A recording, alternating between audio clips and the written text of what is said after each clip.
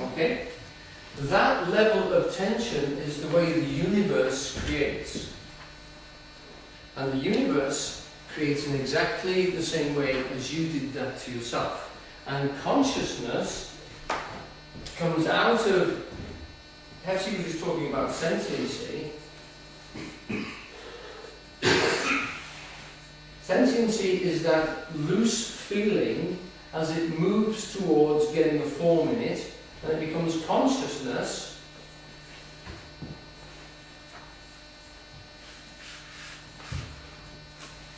When it actually starts to form edges and feel a shape inside of itself.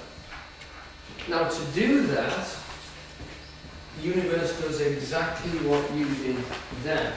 It's a feeling process rather than a thinking process, and it knows itself as a feeling rather than as an idea.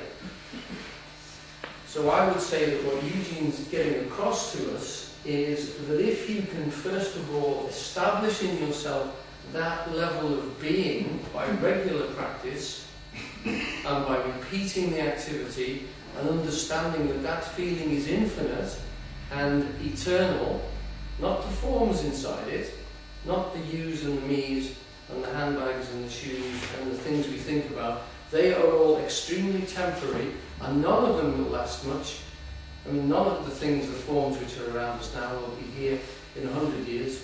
200 or 300 years they'll probably all have gone completely. It will be as if they never existed, which is the big Buddhist thing. Nothing lasts at all except the thing in which they exist. So the awareness is the important thing. It's the being sensation, which we've just been playing about with. If you can establish yourself in that, you have then freedom to see all the forms as they really are. They're transient, and they have a structure, and they have a regular period of creation and uncreation, and they have a mathematical processes, etc. And in understanding that, we understand them more clearly.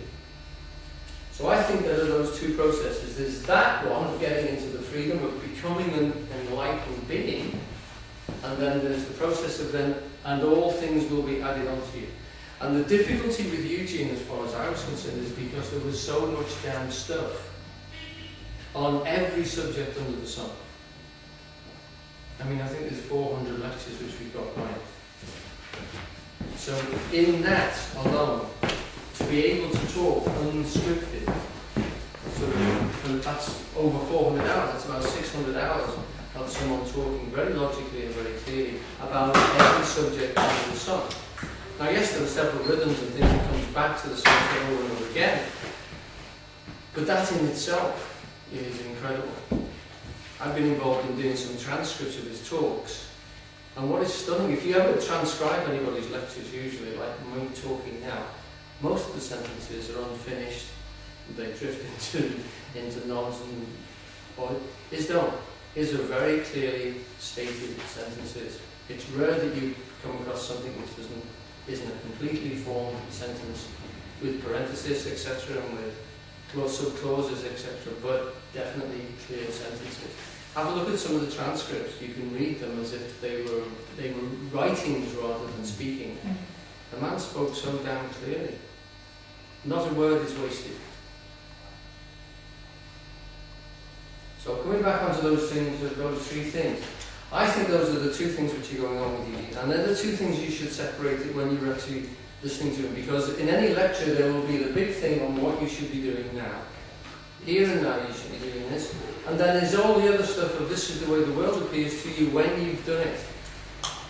It appears to be a logical structure. Not to us. There's all sorts of crazy things happening in the world. They weren't to him. Even the political situation was completely logical and followed on from several principles. So if you went in and you said, what do you think about these damned Americans or those blasted Greeks or something like this, he would tell you. It's as if you've been studying the newspapers. And I don't think for 1 minute he had. It was informed anyway. Pardon? Actually, the newspapers wouldn't really inform him anyway. They seem to inform him because he seems to be able to analyse them better than me. And that's, even rubbish.